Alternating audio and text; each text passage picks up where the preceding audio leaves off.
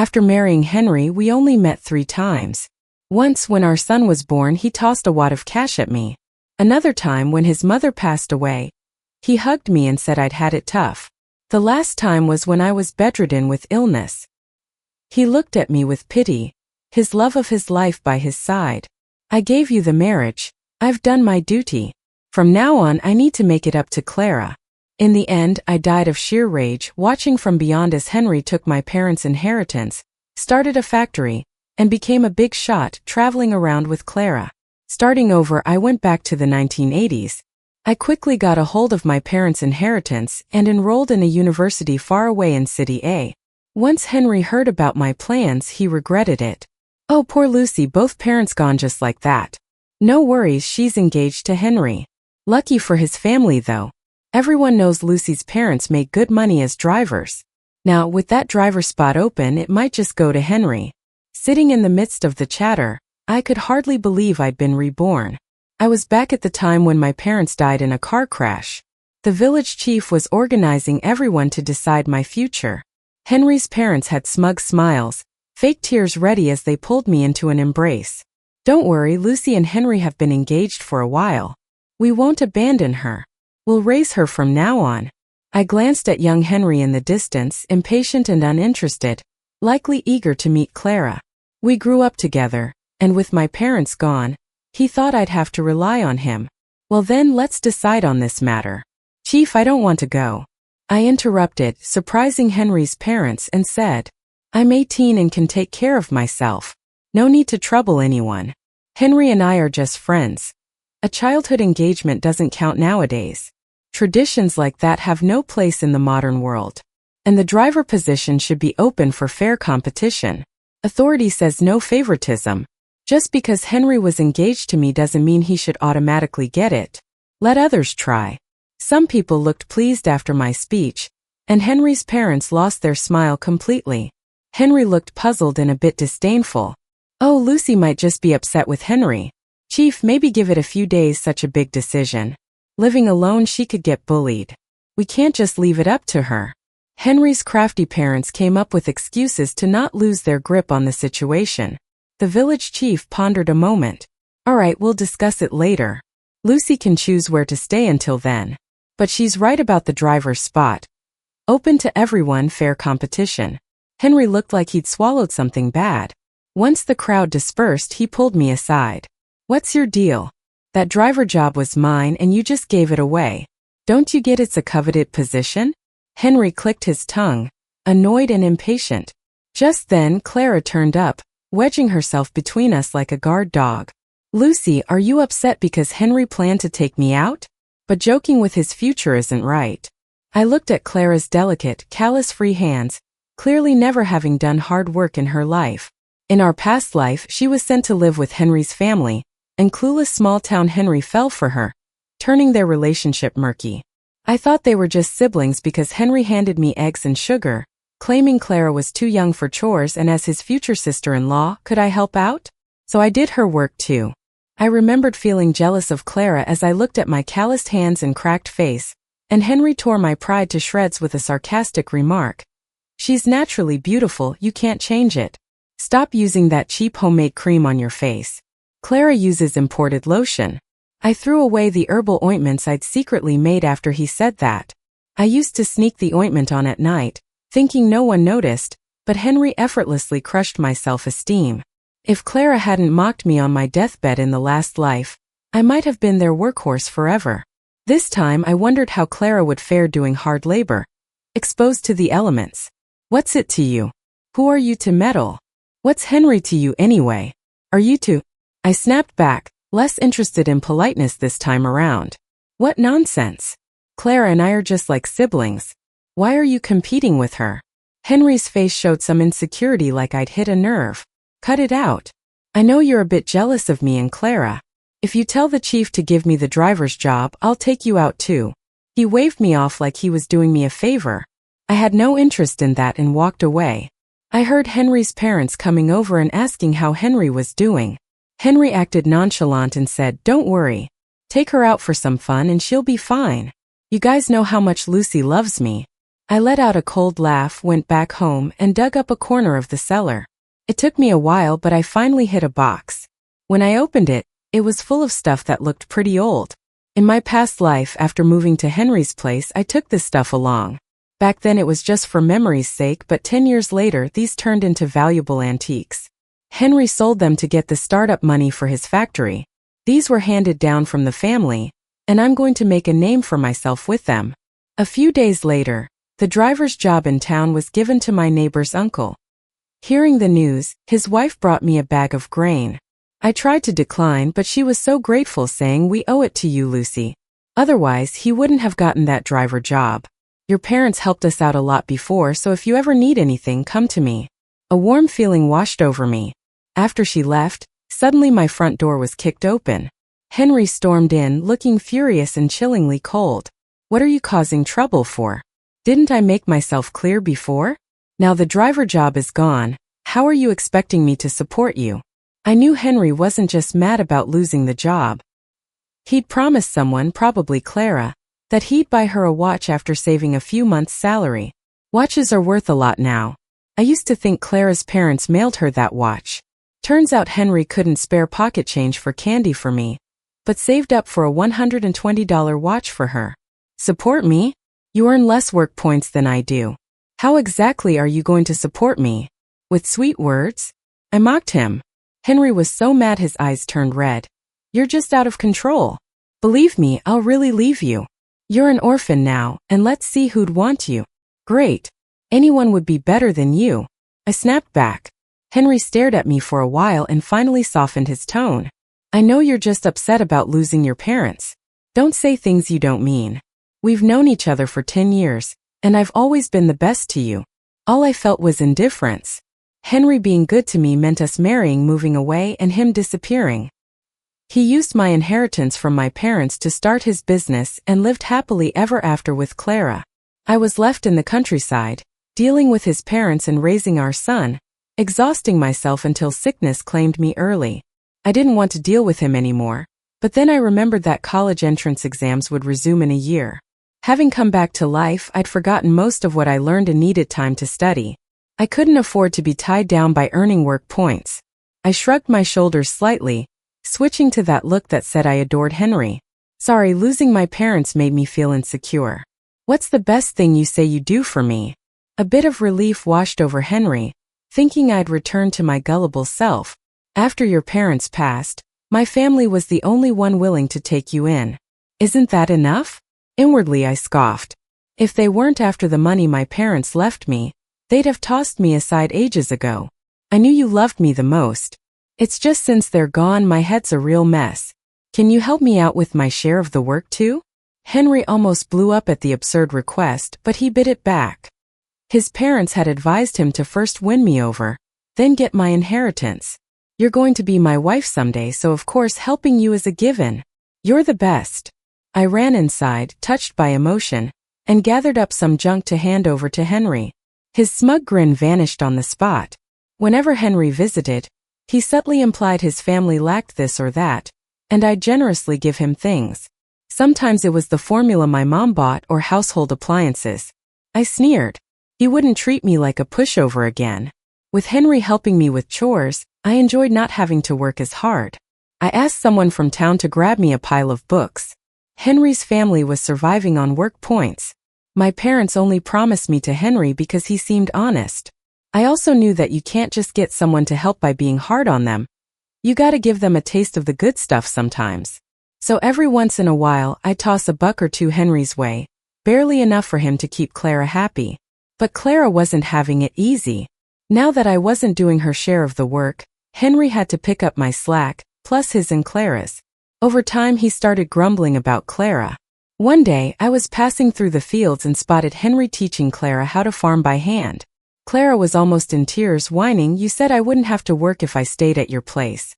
You liar." Henry tried soothing her kindly but finally muttered impatiently, "Lucy is only a year older than you. What makes you so special?" I almost laughed out loud. Last life, they didn't face hardships, which made their bond seem unbreakable. Seeing this, well, it wasn't that solid. Eventually, Henry calmed her down and took her to town when I happened to be there picking up the latest batch of study materials. Clara saw me and warmly grabbed my hand, calling me sis-in-law. I knew she wanted a favor. Sure enough, she picked out a few outfits, loaded up on sesame cakes and snacks, and even bought 2 pounds of pork. When trying on clothes, Henry adjusted her collar tenderly. They were all over each other, practically in each other's arms. Trying on clothes and you're practically in each other's arms? You two really got something special. When I spoke up, everyone around us turned to look at Clara, and she quickly moved away from me. You misunderstood, sis. She was just fixing my collar, explained Henry, thinking I was getting jealous. He scolded me, saying, "What are you talking about? Clara's a good girl. Are you trying to ruin her with rumors?" I pretended to look hurt and said, "But a lot of people say they saw you washing Clara's feet and buying her gifts. You're treating her better than me." Clara's face turned pale, surrounded by all those eyes. She used to act all close with Henry in front of me just to make me jealous. I didn't have the courage to confront them, so I'd just cry alone. Clara probably thought I'd keep quiet this time too. But I called them out, and now she's practically drowning in everyone's judgment. Henry suddenly shouted and shoved me a bit. "Apologize. Lucy, have I spoiled you too much? You're being a jealous wife. Apologize to Clara." "It's okay, Henry," Clara sniffled, looking at me. "Sis is from the countryside and isn't used to city ways. Don't blame her. You hear that?" "Clara's so forgiving," Henry said arrogantly. "As her sister-in-law, you should make it up to her. Why don't you pay for her purchases?" "Sure," I responded, my mouth curling into a smile. I pushed my way through to the cashier and said, "Let me pay first. Clara says I'm just a country girl and don't know city manners, so I'll buy her something to make it up." I started pulling out money from my pocket, but a hand held me back. "You don't need to apologize, girl," said Wendy, the neighbor. "Looks like someone's trying to take advantage and pocket your stuff since your folks are gone." Wendy glanced pointedly at Clara. "So what if we're from the countryside? Do city folks count all that buddy-buddy between you and Henry as etiquette? Because we sure don't." Clara had been in our village for 2 years, always coming off as sweet and kind. Wendy's words made everyone look at Clara differently. Clara's eyes welled up with tears. "That's not what I meant." Henry came up to me and whispered, "You're the one who forced Clara into this. Explain to everyone." Ignoring him, I pushed the money towards the cashier. "It's okay, Wendy. I've considered Clara a good friend. It's just a purchase." What I said was heartless, but people took it differently. Back when my parents were alive, they helped a lot of folks in the village. So when they heard I'd let Clara take advantage of me, their first thought was to take me to the village chief. Clara was a city girl, taking advantage of a girl like me without much family. It was too much. Seeing the commotion, Clara started to panic. Henry tried to calm everyone. "It's a misunderstanding. I'm Lucy's fiancé.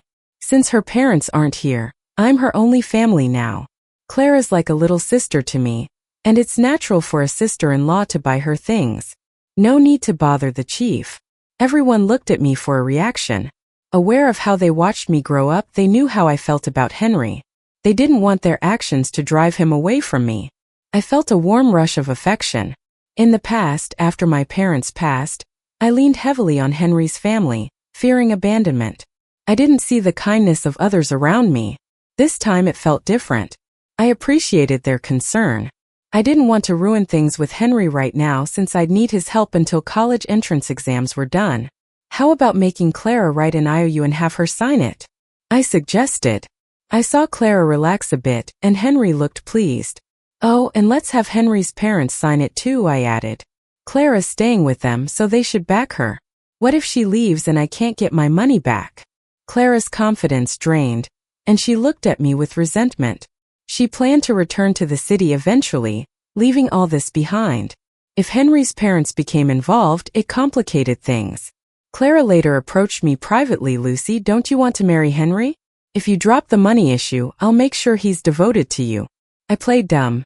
How could you make Henry love me more? Do you know him better than I do?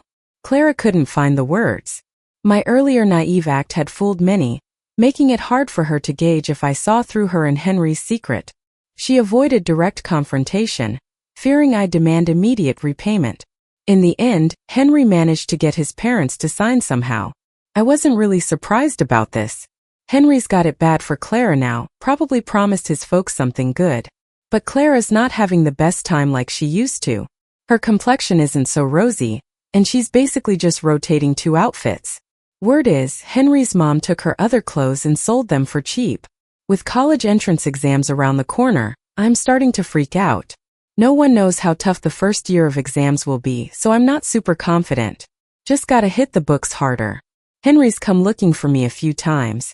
Maybe he's not used to me not being glued to him anymore, so he dragged me to a shop in town.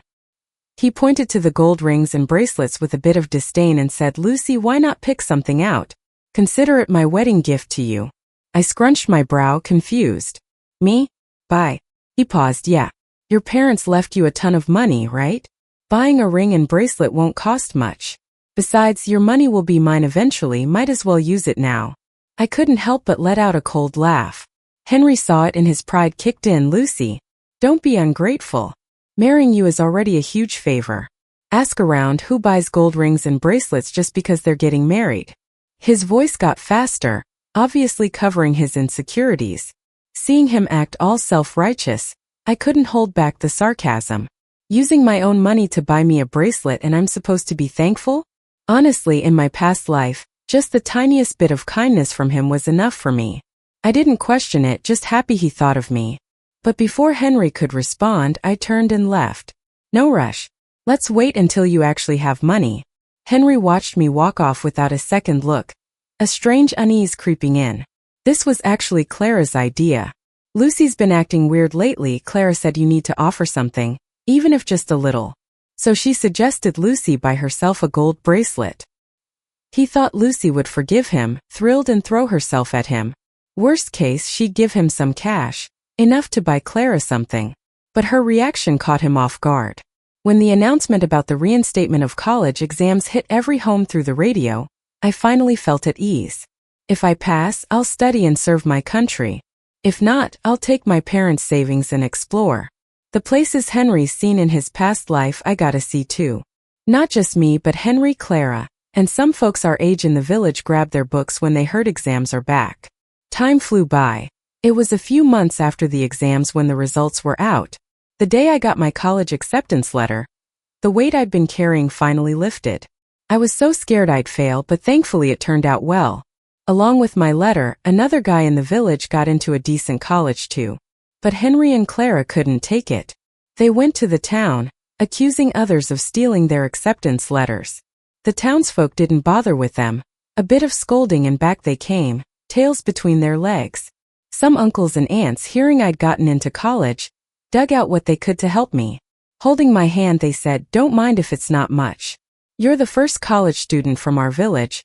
We're proud and it's our duty to see you off to school on behalf of your parents." Tearing up, I nodded. "Don't worry, Lucy won't forget where I came from. When I make something of myself, I'll remember everyone here." A scoff cut through the moment. I turned to see Henry's parents. Ignoring everyone's looks, they warmly dragged me to their place. Inside, Henry and Clara were in the yard. Henry's first words to me were, "Give your acceptance letter to Clara." I glanced at Henry's folks, confused. I had thought maybe they wanted the letter for Henry, but Clara? Wow, Henry's certainly devoted to Clara. And if I don't? I dared to challenge, curious about their next move. "Lucy, if you give it to Clara, I promise I'll marry you soon and we can explore together." "Oh, explore together?" Henry's eyes lit up, thinking he'd swayed me. "Yeah, feels like things are loosening up a bit now. We might stumble on some opportunities if we venture out." As much as Henry's a bit of a jerk, he did have a nose for business in his past life. Quickly sensing these shifts. "All right," I nodded thoughtfully. "But why Clara? Don't tell me she's like your sister. Is there more to it?" "How could there be?" Henry quickly denied, but stumbled over his words. Eventually, Henry's parents distracted me with small talk, steering away from the topic. Later, invited to dinner by Henry's parents, I pretended to help in the kitchen. Outside, I heard them whisper, "Are we really giving the college spot to Clara? Wouldn't it be better for Henry? What do you know? Clara's parents are doing well in the city. If she makes a name for herself after college, she can pave the way for our boy. But nothing. She's already with our son. Where's she going?" If our son doesn't make a mark, Clara can help out. Besides, Lucy's parents must have left her a lot. Our son needs capital to strike out. Once he's made it, he can dump her. Every word of their scheme reached my ears. I chuckled. Let them have a few more happy days. In the following days, Henry acted like I was a prized possession, afraid I'd escape. Once Clara gets inflated with pride, she jumps in front of me again. Lucy, thanks to you I can go to college. You should just stay here in this small town and spend your life with Henry.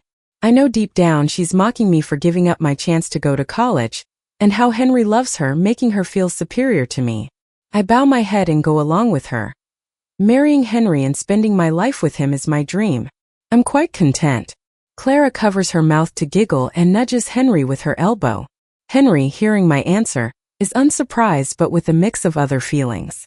Even though he thought I was acting strange before, seeing my lovey-dovey demeanor now makes him think he was just imagining it. While my head is down, Henry takes the chance to grope Clara, and they exchange flirtatious glances right under my nose, making me sick. Over and over, Henry insisted I give the acceptance letter to Clara first. Pretending to be a bashful romantic, I tell him I'll give it to Clara on our wedding day. Hearing this, Henry eagerly starts planning for the wedding. Meanwhile, I secretly make arrangements with the village chief and Wendy next door. Once everything is set, I'm on a train heading to college, just as Henry had set the wedding date. After a few months at university, I realize how lucky I am in this new life. One day while shopping off campus, I see a familiar face. Henry stops me, his eyes red with anger. Lucy, how cruel of you. You took Clara's chance to go to college. Do you know you ruined her life? With his words, everyone's eyes fall on me. After all, giving someone else your college spot right after the reinstatement of the college entrance exams is a big deal. I chuckle coldly. I stole Clara's shot at college? Why don't you tell everyone Clara's test scores? Or how your family pressured me to give up my chance for her? Should I mention this to the officials who deal with such matters? Henry's bravado deflates instantly and he stammers. Then come back with me and get married. Do you know how much shame you've brought to my family by running away? Everyone's mocking me. In your dreams. I snap back without hesitation. What's so good about college? A woman should stay at home, keep house, and honor the elders. Henry, getting desperate, grabs my hand. Lucy, didn't you say marrying me was your life's dream? If you come back now, I'll let bygones be bygones and we can live a stable life together. Though Henry seems sincere, his eyes are overflowing with jealousy. In the past life, Henry never got into college and envied those who did. He just can't stand someone he once had chasing him, going to a place he couldn't reach. Lucy, is this your fiancé? A voice interrupts. It's Felix, my college classmate. Henry sees him, gets even more agitated. Oh, so this is your new fling, Lucy? I wondered how you changed so suddenly. Smack. I slap him without a second thought, cutting him off. Don't you have any shame? You really don't know why I'm doing this? In my past life, I took care of his kid along with his parents. Besides the farm work, I had to find part-time jobs in town. The entire family burden was on my shoulders. What about Henry's parents?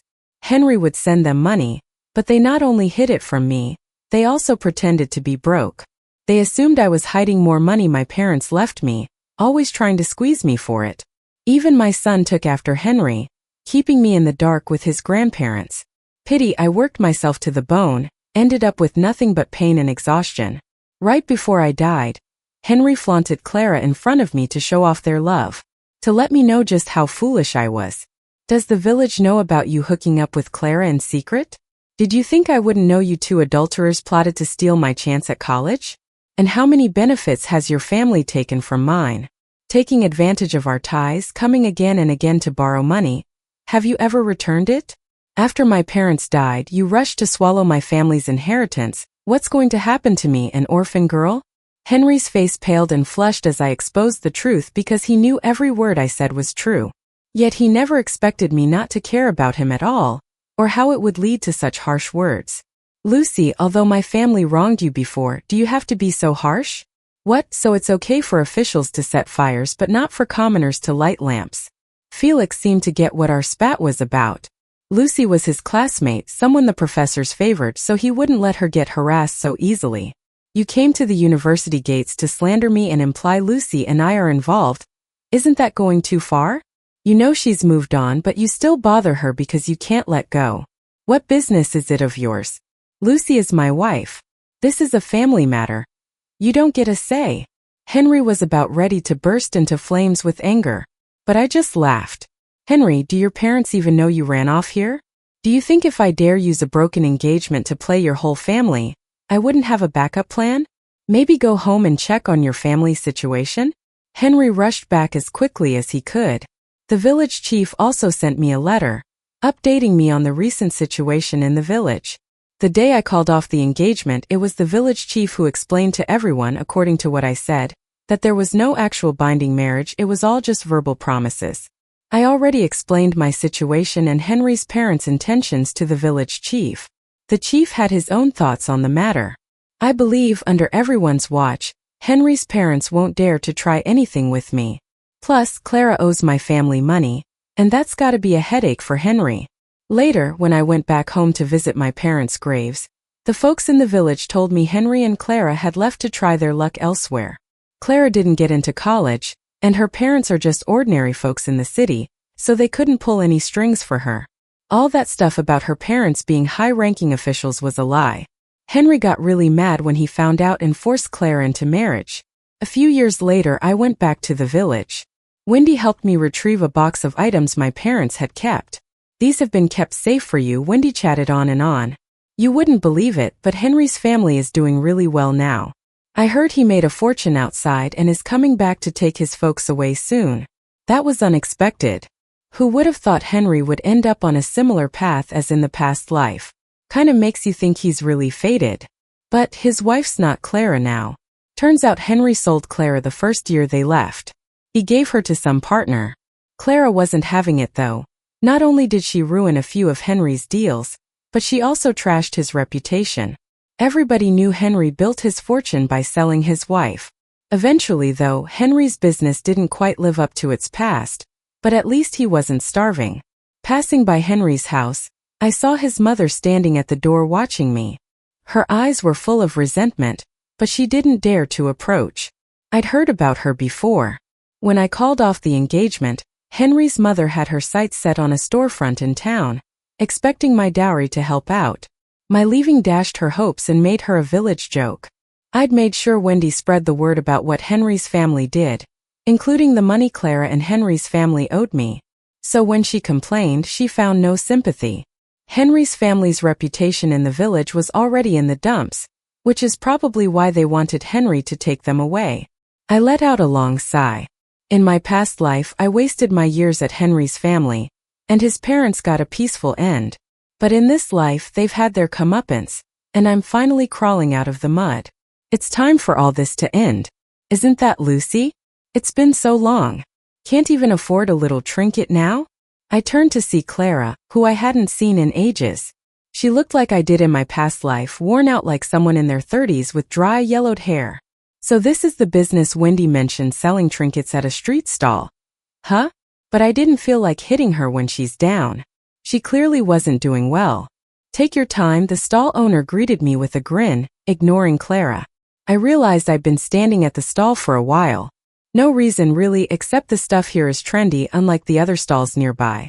Clara continued her snide comments. Lucy, don't say I didn't warn you. Buying from her stall is a rip-off. It's all junk. But looking at you, you probably can't afford it anyway. I looked down at what I was wearing today.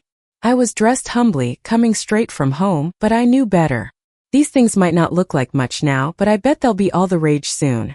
Just then a somewhat gruff voice called, Lucy? I looked over to see a dark-skinned man staring at me, eyes red with emotion. I tried to think back and asked tentatively, Henry? Henry seemed a bit worked up when I called his name. Clara yanked at his ear. Oh, so you're flirting with your old flame right in front of me now, huh? Henry's expression quickly turned grim, and he pushed Clara away with irritation. The two started bickering and shouting right there in front of everyone. I just felt unlucky and asked the stall owner, "Want to go into business together?" After talking things out with her, Henry followed me. I sighed and stopped. Do you need something? Henry gave me a complicated look. He must have heard me talking business with the stall owner. I was providing the funds, she'd provide the manpower. Lucy, why make things so complicated? If we'd gotten married, it'd all be in the family, wouldn't it? No need to involve strangers. I chuckled in disbelief. He still had the nerve, huh? Hold on. We're not connected anymore and you've got a wife. Henry opened his mouth but didn't say anything. It took him a while before he finally spoke. I'm sorry. My family truly wronged you. My parents weren't fair to you, and I shouldn't have gotten mixed up with Clara. You're 100 times better than that crazy woman, and I'm only realizing that now. As he said this, a spark of fury flickered in his eyes. She castrated me, took away my chance for kids, and she thought she could just leave. I'll always keep her tied to me. I was surprised and glanced at him, finding justice in his fate. Clara was never a good person. In my past life I might have been ill, but I didn't just drop dead within a month of seeing Henry. Clara cut off my medical expenses and left me to die. This life, it's Henry's turn to taste Clara's bitterness. I'm done listening to Henry's complaints. It's all nonsense. What happens between you and Clara is none of my business, and I have no obligation to hear you out. Honestly, our relationship is so bad we might as well be enemies. So don't expect any sympathy from me. If Clara is the one who hates you the most, my hatred for you is no less. Let's not cross paths again. I turned and walked away. The pain from the past is over. It's my turn to be happy in this life. The end.